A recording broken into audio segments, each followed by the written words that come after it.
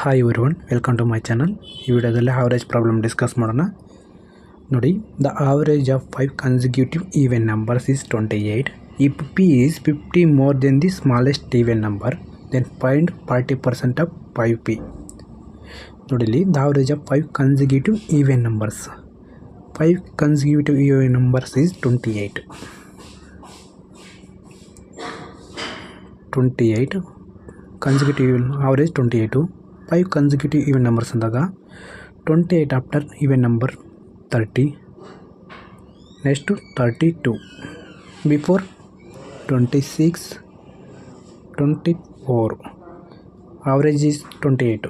Okay, ನೋಡಲಿ, p is 50 more than smallest number. Smallest even number ಯಾವುದಿಲ್ಲಿ? 24. p value ಎಷ್ಟು? 50 more than ಅಂದರೆ 50 more ಅಂದಾಗ 1/2, 2 + 1 3, 2 3/2, 2 1 times, 2 1 times, 2 2 times, 36. ಏನು 36? p ವ್ಯಾಲ್ಯೂ 36 ಬಂತು. p value is equal to 36.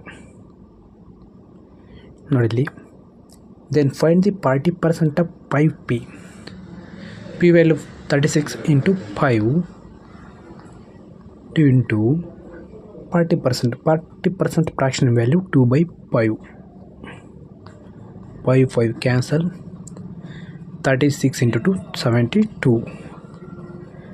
72 option C right answer. 72.